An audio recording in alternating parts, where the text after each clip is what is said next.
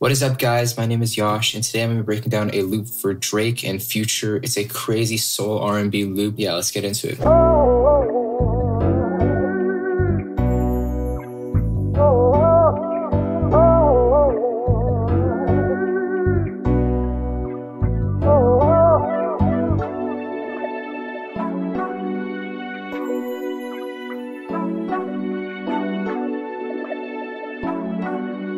There's a lot of layers, which is basically how you make really good soul R&B loops. It's really not that hard. The first thing that I did was start off with this piano from Contact. It's from Noir, and it's the jazzy piano.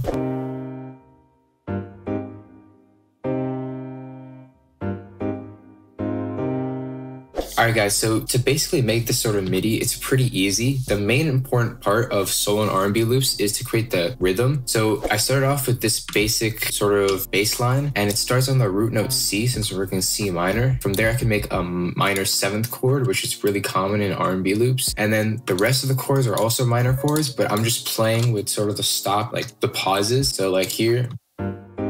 That just adds like another jazzy sort of feel to it. And I think that's like the biggest part of making it a soul loop. At the very end, I have that repeating. And then at the very end, I just have a transition chord into the next part. After I did that sound, I went into Analog Lab and I got literally the stock piano. It's a RHODES.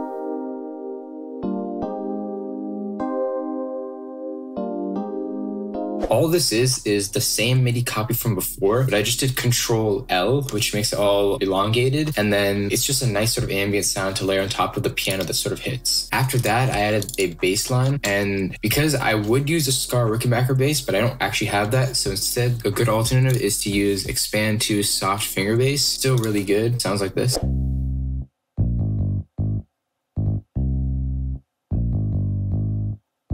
So this is a little bit more complicated, but it's actually still simple to make. So all I'm doing is I'm following the chords, the root notes of the chords, and I'm just adding a little bit of accents here and there to make it sound like a live bass. Because the biggest mistake that new producers make is they use these VST sounds without understanding that it's a computer generating them, and they want to make it sound as real as possible, especially with soul loops. So a good way to do that is to add like slide notes like right here, like this. So without it, it sounds like this. It just adds like that slight like sound right in the beginning and makes it sound like it's being played in like an auditorium or like a concert or something like that. And then I also have these sort of like stutters right here. So again, it would be like someone like harshly strumming a string on a bass. So that's what's basically it's trying to emulate. Just giving it the loop some realism, which is really important in soul loops. With those, I have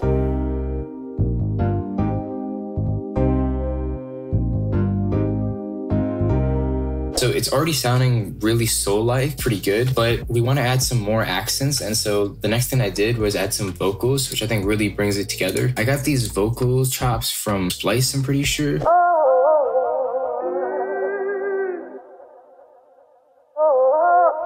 Basically, there's two important parts to realize. First is I don't just drag in vocal chops into my FL Studio and just use them like that, because one, if you're using places like Splice or Arcade, they're probably already used a lot, and two, you can get a lot more unique and cool sounds if you drag them in and then chop them yourself and combine them with other vocal chops. So this is 3 different vocal chops, but they're just chopped to the parts where I like them, and then they're rephrased and restructured to make it sound to match the chord progression, to match the loop like how I imagined it. So, and I have this delay that's just cutting off the starting at the end to give it a nice transition. My vocal effects chain is pretty simple. All it is an EQ to cut out the lows and highs. Yeah, that's pretty much it for all my vocals. That's all I do. If you use good quality vocals, you shouldn't need to do too much processing. All of that together sounds like this.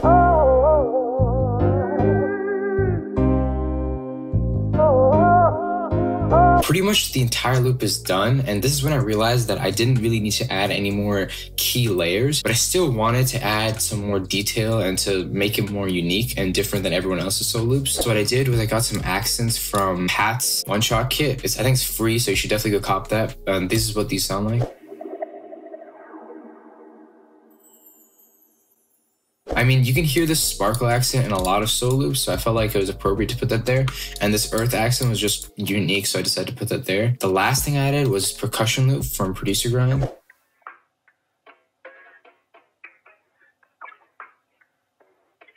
you get the idea. I didn't have any effects on the percussion loop. And then the accents just had like EQ and reverb. That's pretty much it. That was the first part, the first half of the solo loop. The second half of the solo loop, all I did was add one more instrument. It's from Context, sounds like this.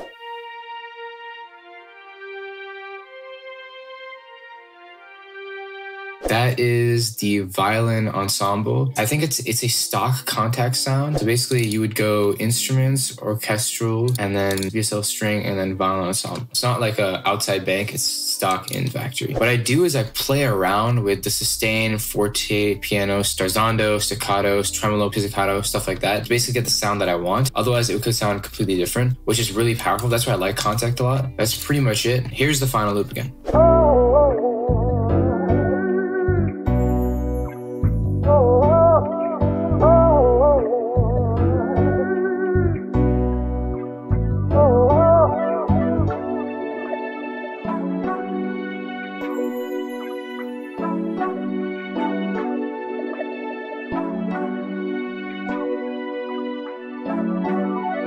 So just some last minute key takeaways, what to get out of this video. The first thing is to make sure you have a good chord progression, especially when working soul and R&B loops, because that can either make or break a loop. 2 is to add layers and not necessarily complexity through like MIDI pattern. You can have good intricate MIDI patterns, but adding layers can add so much stuff to your basic sounding loops. The third thing is to understand that adding small sounds like effects and detail and like percussion loops and like different like weird things in and out the loop can add a lot of not only layers but also intricacy when it comes to drum maker trying to listen to a loop without him or her thinking that it's going to be too busy. Because the last thing you want is for your loop to be really fire, but another producer thinks it's too complicated for an artist to hop on. So then all your hard work's wasted. But yeah, that's pretty much it. I hope you guys enjoyed. No Agony is dropping tutorials every single Thursday, so make sure to subscribe to the channel. Make sure to leave a comment on what tutorials we should make next. We read all the comments, so yeah, leave your thoughts. And also every single Sunday we do drop a free loop kit, so make sure to go cop those. And yeah, it's Yash. Peace out.